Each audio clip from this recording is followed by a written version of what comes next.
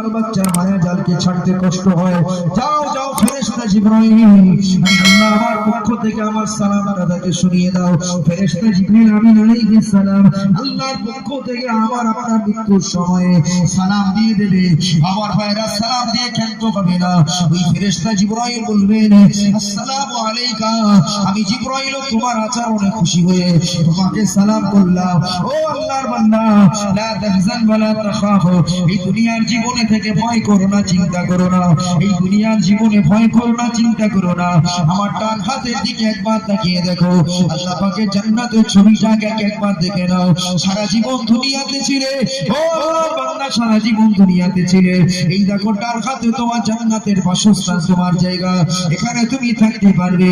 ওই সময় মুত্তফিরের ওই জওয়ানটা, ওই যুবকটা, ওই বৃদ্ধ বাবাজিরা মৃত্যু বিছানাতে শুয়ে পড়ে বলবে আল্লাহ পাক, আর দেরি নয়, আর দেরি নয়, ওর গেলেমানগুলো আমাকে হাত ছড়ি দিয়ে ডাকছে, আর আমি থাকতে চাই না।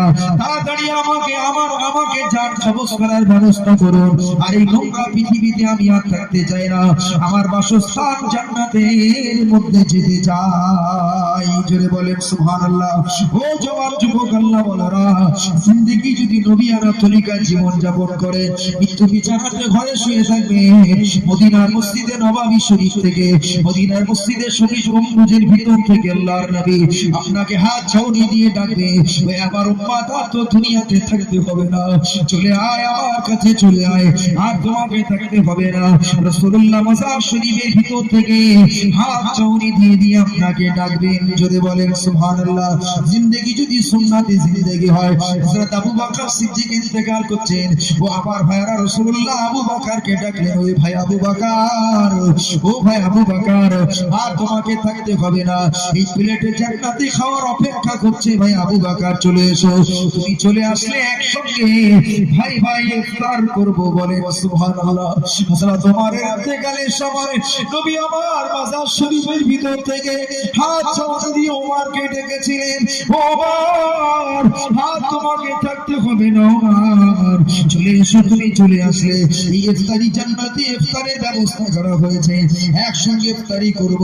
ও আল্লাহর বান্দা বান্দি, জওয়ান যুবক, নবীর তরিকা অনুযায়ী যদি জীবন যাপন করা যায়, নবীর সুন্নতি জীবন যাপন যদি করা যায়, আপনি ঘরের বিছানাতে শুয়ে আল্লাহর নবীর চাঁদ মুখটাকে ঘরে শুয়ে দেখতে পাবে। আরেকটু জোরে বলুন সুবহানাল্লাহ। আপনি স্বপ্ন যোগে নবীকে দেখে ফেলেছেন, ও আল্লাহর বান্দা বান্দিরা, আপনার কামিয়াব জীবন হয়ে গেছে, আপনার নসিবটা অনেক চওড়া হয়ে গিয়েছে। আপনি স্বপ্ন যোগে রাসূলকে দেখেছেন, আর বেশি বিলম্ব করতে হবে না। নবী বলেছেন যে আমাকে স্বপ্ন যোগে ঘুমের মাধ্যমে একবার তাকিয়ে দেখলো, অতি শীঘ্র সে আমি রাসূল আমাকে জাগ্রত অবস্থায় জেগে জেগে দেখতে পাবে। জোরে বলুন। আমার নবীকে স্বপ্ন যোগে দেখেছেন মানে জেগে জেগে দেখবেন। একবার জোরে বলুন। একটা আমল বলে যাচ্ছি, প্রতি নামাজের পরে আপনি মুহাব্বতের সঙ্গে আল্লাহর রাসূলের উপরে প্রতিদিন নিয়াত করে রাখুন। 5 ওয়াক্ত নামাজ পড়বেন প্রতিদিন 11 বার, কেউ বা 13 বার, যার যেমন ক্ষমতা, কেউ 17 বার বিজোড় করে দরুদ শরীফ প্রতিদিন পড়বেন, আল্লাহর নবীর জিয়ারত হয়ে যাবে। একবার জোরে বলুন। আর একটু জোরে হবে না? এই হিন্দুস্তানের বহু মানুষ বিশাল আমল নয়, হালাল জিন্দেগি করেছেন, গুনাহ থেকে জীবন যাপন করেছেন, বেঁচে থেকেছেন, আর নবী পাকের উপরে কেউ 11 বার, কেউ 13 বার মুহাব্বতের সঙ্গে দরুদ পড়েছেন, বিনিময়ে আমার নবী পাককে চাঁদ মুখটাকে তারা তাকিয়ে দেখতে পেয়েছে। একবার জোরে বলে, নবীজির জিয়ারত পেয়ে গেছে। রাসূলের জিয়ারত পেতে গেলে মুহাব্বতের সঙ্গে যেই দরুদ শরীফ পড়বেন, চোখটা সঙ্গে সঙ্গে বন্ধ করে নেবেন, আল্লাহর নবীর সঙ্গে নামে দরুদ শরীফ পড়ার সময় মনে করবেন আমি সবুজ গম্বুজ রাসূলুল্লাহর মাজার মুকদ্দাস সামনে দাঁড়িয়ে দাঁড়িয়ে দরুদ পড়ছি। একবার জোরে বলেন। জওয়ান যুবক, আল্লাহ ওয়ালারা, ও মুরব্বিয়ানেরা, নবীর সঙ্গে একবার সম্পর্ক করে দেখো বাবা, নবীর সঙ্গে একবার সম্পর্ক করে দেখো, বিবির সঙ্গে সম্পর্ক করো ভালো জিনিস। ও আল্লাহর বান্দা বান্দিরা, বন্ধুর সঙ্গে সম্পর্ক করেছো ভাই, ও আমার জওয়ান যুবক, বন্ধুর সাথে সম্পর্ক করেছো, ও আমার মেয়েরা, ও আমার বোনেরা, তুমি তোমার বান্ধবীর সঙ্গে কত সম্পর্ক করেছো, সম্পর্কে ফাটল হয়েছে। ও আমার জওয়ান যুবক বাবাজিরা, ও বন্ধুয়ানেরা, একবার নবীর সঙ্গে সম্পর্ক করে দেখুন। ওই সম্পর্কের মধ্যে এত মজা আছে, ওই সম্পর্কের ভিতরে এত ভালোবাসা আছে।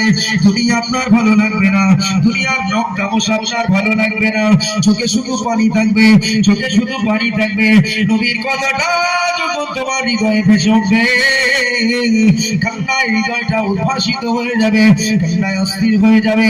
ও আল্লাহর বান্দা বান্দীরা, ও জওয়ান যুবকেরা, এই হিন্দুস্তানের একজন বিখ্যাত মানুষ, নাম তার হযরতে শফি উসমানী রাহমাতুল্লাহ আলাইহি। তিনি তাফসীরে মারিফুল কোরআন লিপিবদ্ধ করেছেন। তিনি প্রতি বছরে মদিনা শরীফে যেতেন, তিনি প্রতি বছরে মদিনা শরীফে যেতেন, আল্লাহর নবীর মাজার মুকাদ্দাসটাকে জিয়ারত করতে যেতেন।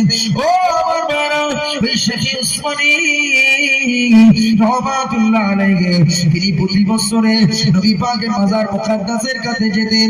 আর তিনি লজ্জায় নবী মাজারের কাছে যেতেন না, লজ্জায় ফিরে চলে আসতেন, লজ্জায় ফিরে চলে আসতেন। না জানি আমার মতো গুনাহগার রাসূলুল্লাহর মাজার মুকাদ্দাসের কাছে যাব না, আমার মতো গুনাহগার যদি নবীর কাছে যায়, এটা বড় লজ্জার বিষয়, এটা বড় শরমের বিষয়, এটা বড় শর্মিন্দার বিষয়। ও বাবা, ওই শফি রাহমাতুল্লাহ আলাইহি, হযরতে শফি রাহমাতুল্লাহ আলাইহি প্রতি বছরই রকম করে, কিন্তু না, এক তারিখে রাসূলুল্লাহর মাজার মুকাদ্দাসের ভিতর থেকে একটা আওয়াজ ভেসে এসেছে, একটা গায়বী আওয়াজ ভেসে এসেছে। ও শফি, ওই শফি, লজ্জায় তুমি আমার মাজারটাকে ছেড়ে দিয়ে চলে যেও না শফি। ও আবার শফি, চলে যেও না শফি, ও শফি চলে যেও না, এই শফি চলে যেও না। তুমি লজ্জা থেকে, তুমি হিন্দুস্তানের জমিন থেকে আমার মাজারটাকে জিয়ারত করতে এসেছো, চলে যেও না শফি, চলে যেও না। ওই সময় শফি রহমাতুল্লাহ আলাইহি দাঁড়িয়ে বললেন, আল্লাহ নবী মাজার মুকাদ্দাসের ভিতর থেকে ডেকে বললেন, ও শফি, যে লোকটা দূরে থাকে ওই লোকটা দূরে নয়, যে লোকটা দূরে থাকে ওই লোকটা দূরে নয়, বরং যে আমার সুন্নতে জিন্দেগি জীবন যাপন করে ওই লোকটা হলো আমার কাছে। জোরে বলে,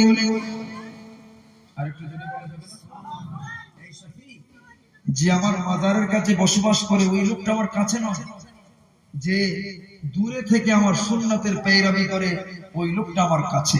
একবার জোরে বলে, ও শফি কোথায় যাও, তুমি তো আমার সুন্নতের পেয়রাবি করনে वाला। একবার জোরে বলেন সুবহানাল্লাহ। এই শফি, হিন্দুস্তানে ফিরে যে আমার উম্মতের কাছে এই কথাটা শুনিয়ে দেবে, যে লোকটা দূরে থাকে ওই লোকটা দূরে নয়, যে আমার সুন্নতের পেয়রাবি করে ওই লোকটা আমার কাছে। একবার বলুন সুবহানাল্লাহ, আরো জোরে বলেন সুবহানাল্লাহ। জি, আপনি আমি ভারতবর্ষে আছি বলে মদিনা থেকে দূরে নয়, সুন্নতি জিন্দেগি করলে মদিনা আপনার কাছে। একবার জোরে বলুন সুবহানাল্লাহ, আরেকটু জোরে বলুন সুবহানাল্লাহ। সুফি ফাতে আলী বাইসি বর্ধমানী রাহমাতুল্লাহ আলাইহি, তিনি পলকে পলকে আমার নবীকে দেখেছেন। একবার জোরে বলুন। মদিনা থেকে ফাতে আলী বাইসির বাড়ি দূর না কাছে? দূরে, কিন্তু নবীর তরিকা এমন জিন্দেগি করেছেন, নবী তার কাছাকাছি সব সময় দেখেছেন। একবার জোরে বলুন। ওই ওয়াইস কারনী রাহমাতুল্লাহ আলাইহি কারান প্রদেশ, ওখান থেকে নবী পাককে দেখার যখন ইচ্ছা করতেন, পলকে পলকে নবীকে দেখতেন। নবীর কাছে থাকা লাগেনি, নবীকে চর্ম চোখে জীবিত অবস্থায় দেখতে পাইনি, কিন্তু তিনি সব সময় রাসূলকে সামনে দেখতে পেতেন। একবার জোরে বলেন, কেন? নবীর তরিকা অনুযায়ী জীবন যাপন করলে নবী দূরে নয়, নবী আপনার কাছে। একবার জোরে বলুন, আর একটু জোরে বলুন সুবহানাল্লাহ, আর একটু জোরে বলুন সুবহানাল্লাহ।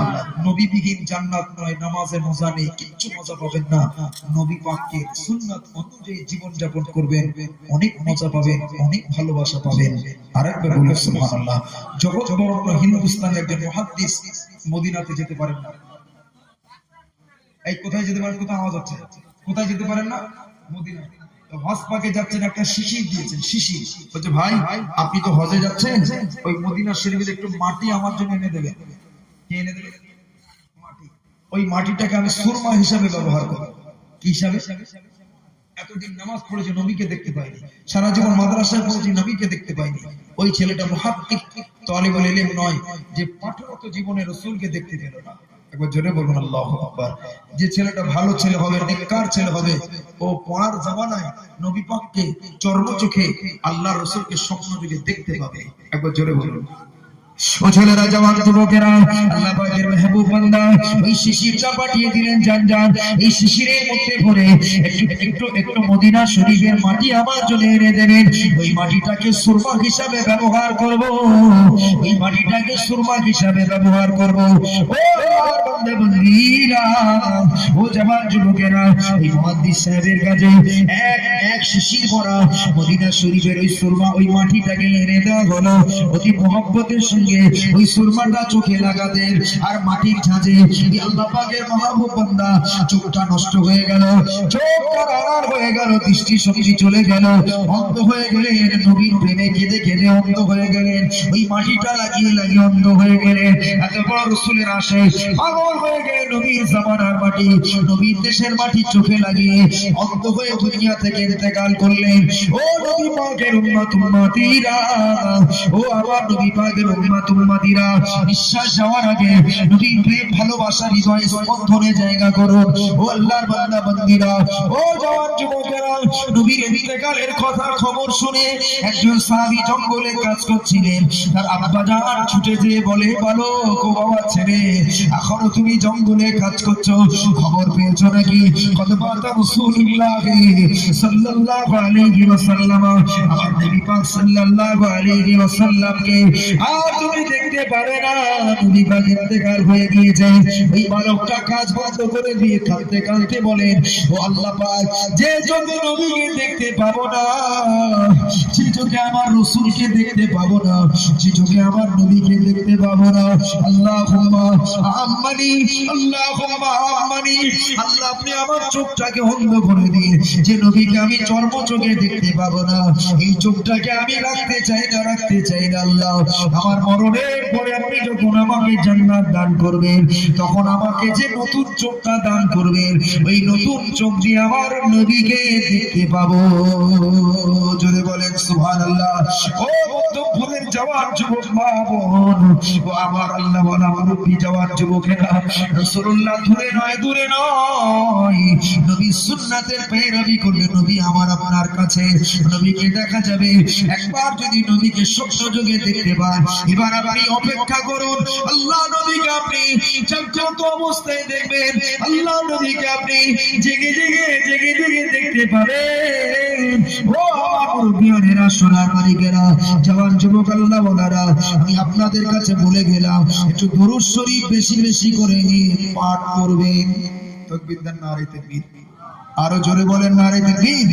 সিলসিলা হক মুজাদ্দিদুস জামান, সিলসিলা হক মুজাদ্দিদুস জামান, আমার দাদা পীর কেবলার হক সিলসিলা বলেন জিন্দাবাদ। জনাব হযরত মাওলানা আহমদ আলী সাহেব বলেন না জিন্দাবাদ, নারে তাকবীর। আলোচনা শেষ করছি ভাই, খুতবায় পড়েছিলাম রাসূলুল্লাহ বলেছেন, তুহফাতুল মুমিন আল মাউত, মুমিনের মৃত্যু হলো তোহফা স্বরূপ। কি স্বরূপ? উপঢৌকন স্বরূপ। নিঃশ্বাস বন্ধ হয়ে গেলে মনে চলে যাব, ওই নিঃশ্বাস বন্ধ হওয়াটা হলো আমার আপনার জন্য উপঢৌকন। একবার জোরে বলুন।